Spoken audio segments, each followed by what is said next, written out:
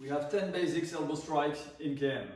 First, upper elbow or ascending elbow. The second, straight or horizontal elbow. Next, number 3, 45 degrees down, very similar to Muay Thai elbow. Okay. Number 4, pistol elbow.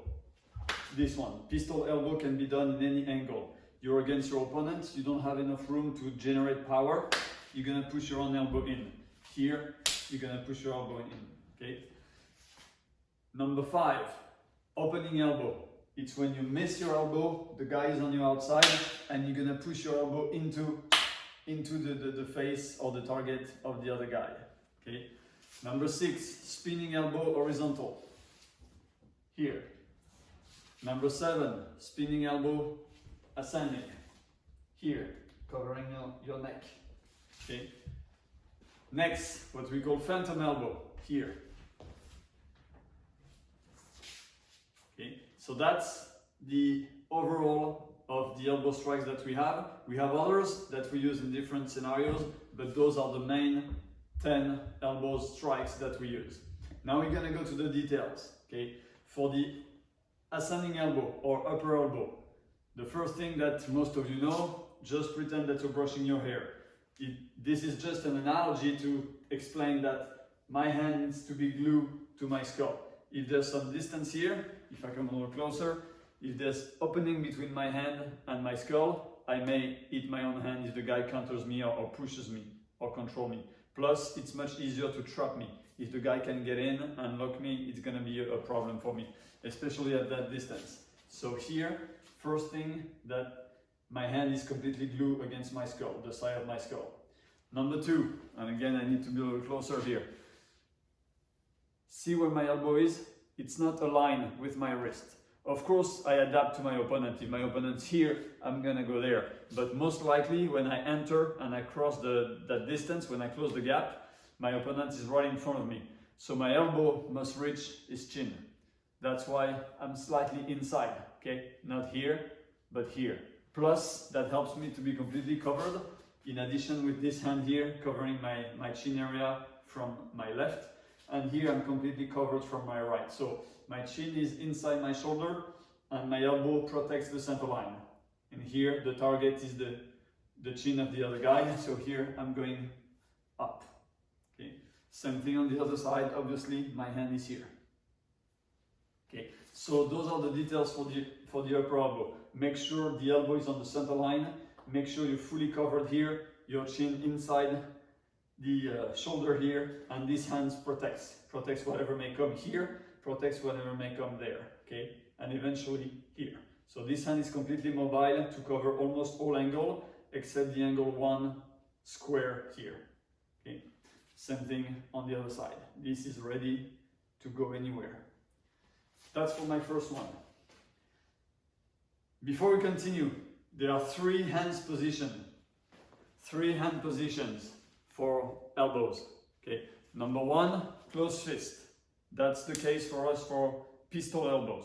Okay, we usually don't do those kind of elbows with a closed fist like karate people do, for example.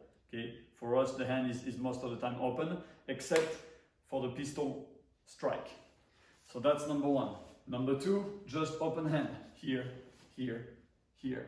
Okay, my hand is just open and I make sure I don't stab myself with it or I don't hurt my fingers against my own arm. So I need to make sure I'm passing everywhere I need to go.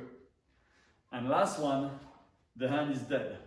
Completely relaxed. Here, okay? This is mostly for very, very close distance. So when my guy is very close to me and I just want to give a short elbow, my hand is gonna be on the way if it's here or here, and I'm gonna basically punch myself. So it's important to completely here relax the hand, what they call dead hand.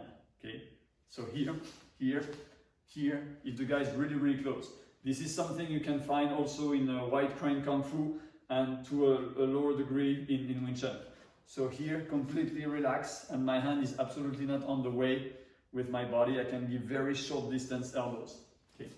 Now, elbow number 2, we just did the first one here, the ascending elbow. The second one will be the straight elbow. Here, few details. Again, I'm here, my head is gonna be completely covered, and the left side of my body here will be protected. I can do anything, any block, any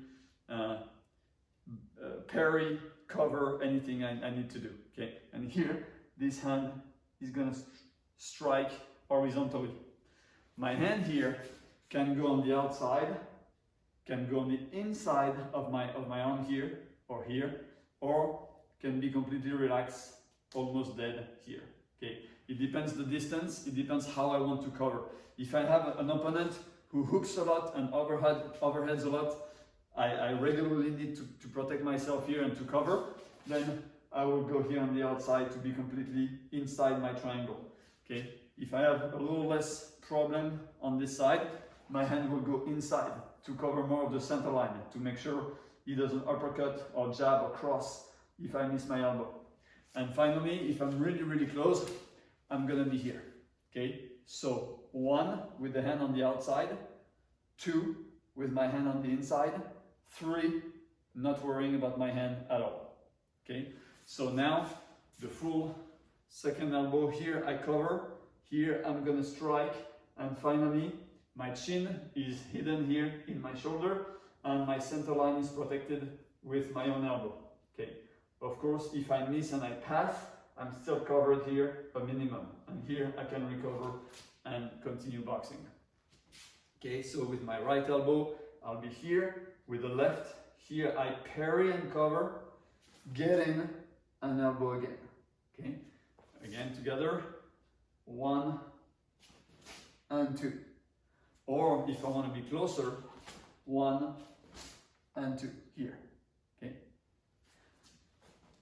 Elbow number 3, or elbow strike number 3. We did ascending, we did straight. Now we're going to go down 45 degrees. For the 45 degrees, my hand can go here on the outside, but I prefer to be really close for this one because if I miss, I'm very exposed. So this is a close distance strike. So I like my hand to be completely relaxed and my elbow to be able to cover my center line. Okay, one more time, if my hand is open or close here, I'm gonna have to go to the side and I'm very exposed if I miss. But here I'm more covered. Okay, the elbow is one of the few, all elbow strikes, they're one of the few weapons where you don't need to really go through the target. Just a snap at the target will create a cut, and it is quite painful and very, very efficient. So as much as I always tell you to punch through the targets, to kick through the targets, to knee through the targets, the elbow strikes, well, if you go through it's fine, but you don't need to. Just a snap will be enough to take someone down, or at least to create a good cut that will be harder for the guy to continue the fight. So here, you see I don't need to pass through completely. I still need some hips power, but I don't need to pass that line too much and to be overexposed. So that's my elbow number 3. Make sure you practice with me, guys, because it's something you're gonna need to teach eventually. Okay, next, there's no specific order, just follow the curriculum. Some months we'll work on 1 and 2 and 3, some other months we'll work on more advanced. Okay, so I just teach them in this order today, but it can be in any order. So next, we closed, we went up, we closed on an horizontal line, now we're going to open. Okay, so here I missed my first elbow, or I had to double block a big swing, big hook. Here I'm gonna just open my own window here in order to attack the other guy.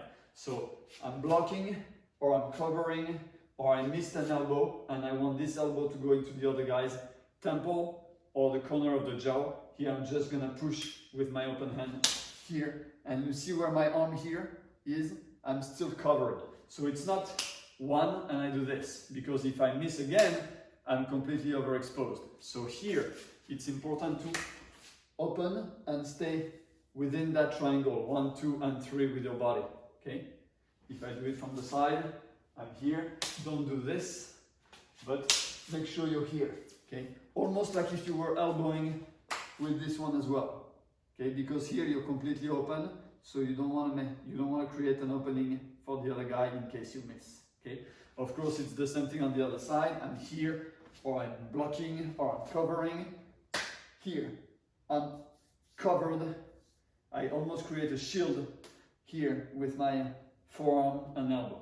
Okay. Always try to be behind your shoulders or behind your elbow or behind your forearm. Okay. It's always the best solution for us to be covered at all time. Can I have a question, Guru Fred? Yes, Rose. Okay, when you do the slapping, right? Do I have that elbow pointed where my chin is, or I can go further? No, you can go further. It depends where the guy is and what target you want to touch. If you want the... So from here, if I go here, I can go further from this extension of my arm, so it's not a problem. Yeah, absolutely. Okay. All right, thank you. Sure. Okay, the pistol squat, that's pretty simple because it depends where you want to attack. If the guy like grabs you, for example, you can use it here. If you did a takedown, like we often do as a follow-up, and the guy ends up facing the same direction as you and falling on you, you want to help him going down with an elbow, but you don't have a lot of power. You're gonna punch your own fist. Make sure the wrist is aligned, because if you punch here, you're gonna hurt your hand with your knuckle and you're gonna hurt your wrist. So here, any kind of pistol attack, you can use it. Okay, you can also use it in Dumog when you're on the floor. Okay, you don't have a lot of space to elbow, bam, you can push and pistol your own elbow into the other guy's target. Okay. Next, the spinning elbows. The first one, obviously, boom, is here, just horizontal. Here you have two options. Number one, you slide with the right leg, slightly in a reverse triangle, almost like a serrada move, bam, and you open the line for this. Obviously, if the guy is right in front of you and you step here, when you're gonna spin, you're not gonna touch him. The guy is here. Okay. So you need to step into a serrada triangle or reverse triangle. Boom, here to make sure you touch. Okay. Number two, make sure you are covered. So you see where my hand is here? I'm covering my face just in case. So if I do it here so you can see, boom, yes, I'm here. So you see I'm still covered. I have my shoulder here, I have my forearm and elbow, I have my hand here, and I'm a little bit covered, more than if I was doing this, okay? So one more time, first option, I slide with my right leg, so I don't change guard. Boom. Option number two, I'm gonna step backward, bam, here. So where I'm going with this is between the other guy's legs. So if the guy is on guard here or here, I'm aiming for between his legs, here. Okay, almost like for a sweep of some kind. Okay, so I'm here, boom, and I get in. Okay. Next elbow is exactly the same, but ascending instead of horizontal. So here you know this one already. Option number one, same thing. You step with your front leg, you go in. This one I like better because it's invisible, very hard to see, very hard to counter. If I do it on the side so you can see, okay, I just go into his guard, pivot, cover my neck. So my hand is completely against my neck here. My elbow is gonna go against my rib cage, very, very close. The closer to the vertical line, the more invisible it's gonna be. And here, I'm just aiming for the other guy's chin, okay? If I do it here so you can see, boom. One more time, step, boom. Option number two, same thing, I step a little closer in, boom, and elbow. Okay, if I do it facing the camera, so you can see the horizontality, the verticality, sorry, of the elbow, it's here. Okay, and make sure you cover your neck here completely, and your elbow is not open, but closed. Here. Next, phantom elbow. So it's one of my favorite. It looks a little funky, but it works really well. I've seen it do it in the ring, so it works really well. Option number one here. Option number two, instead of coming in here, you're gonna step outside. You need a little bit more flexibility here, and this is more if the guy overbent. So the first one is for, it's a counter for any kind of jab. The guy gives me a jab, bam, you get it. He grabs me, anything with his front hand, bam, you get it. The second one if the guy jab and cross and he's losing his balance, he's completely out of alignment and he's almost falling into you, instead of having him falling on you, you're going to step completely on the side and just catch him here. Okay, so the first one with your right leg forward, it's almost straight, not completely, but I'm really going up here. The second one, if I change guard, I'm catching him here more on the side. So one is going slightly up at a maybe 30-degree angle. The second one is almost a straight angle here, boom, in order to catch the guy before he falls on you.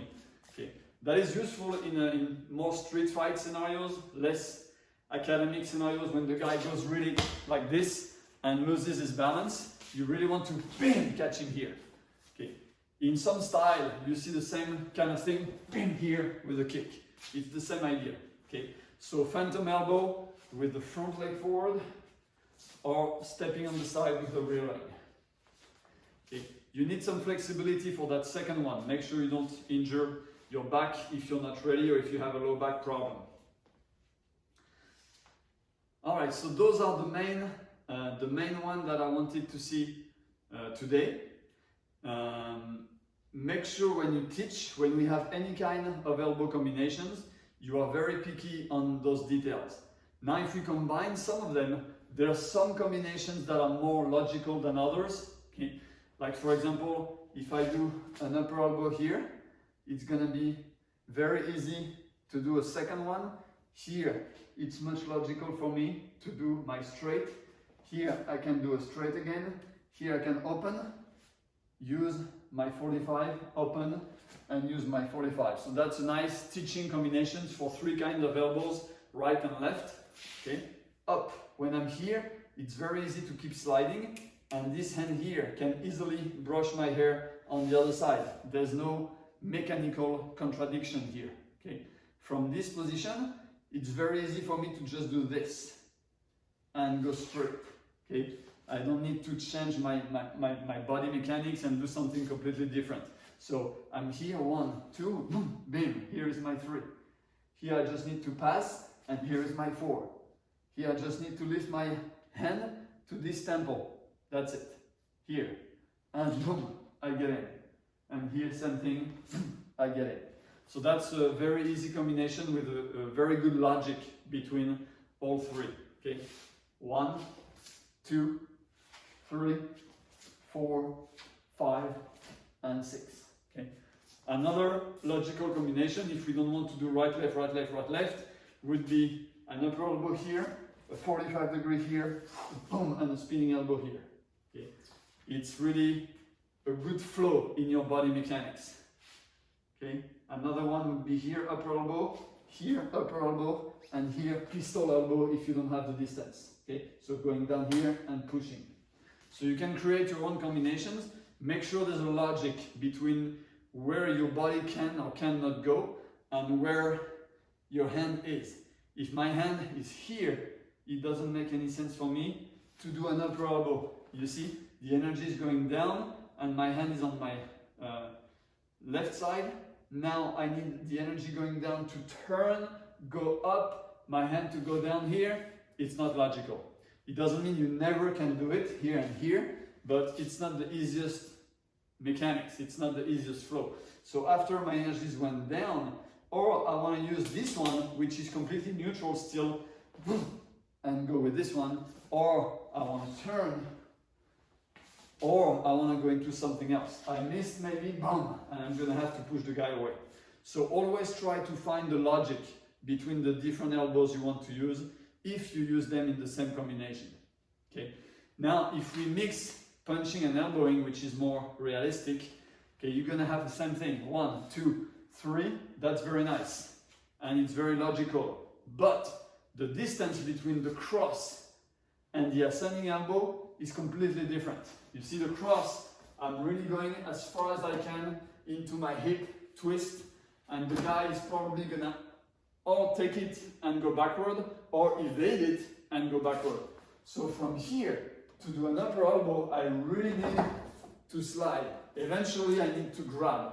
Okay, here, grab the arm, the guy is falling, grab, and you get in. but it's not possible to do 1, 2, 3. That doesn't make any sense. Or you missed both punches. You missed, and you get in. But then you're in danger. Because if the guy was good enough to parry or block your jab and your cross, going in like this can be a little crazy. Okay? So altogether, 1, 2, 3, if you don't move, doesn't make any sense. Now 1, 2, 3, maybe. 1, 2, grab, 3, yes, maybe. Okay? So always think about the logic when you do punching and elbows and kicks combination. Okay? Now with the jab cross, 1, 2, 3. This would be a little more logical. I still need to slide in, but I'm better covered. Okay? 1, 2, 3 here. Grab, knee, take him down. Yes. Okay? If I jab cross hook and I miss my hook, now I cover and now I can use any kind of elbow with my left. Okay? Jab, cross, hook, I missed. Oops, the guy comes back to me. And here what can I do? I can go here, I can go there, I can go straight, I can go 45, I can even take him, boom, and go to the other side and the other direction. So there's many things I can do once I'm in a covering position. Okay? Same thing with the uppercut. I'm here, 1, 2, 3. I miss my uppercut. It's very easy for me to step and continue. Okay? It's gonna be easier because I'm gonna go through his guard. The guy probably blocked me here. If I didn't touch with the uppercut, if I did, the guy is slipping. Here, if I'm getting blocked, or with a tappy, or with a strong block, here the guy is open. Because most likely, to block an uppercut, you need both hands. To block an uppercut with one hand is very hard. So here, if his two hands are occupied, here, I have a nice opening with my elbow. Here, I have a nice 45-degree down with my elbow.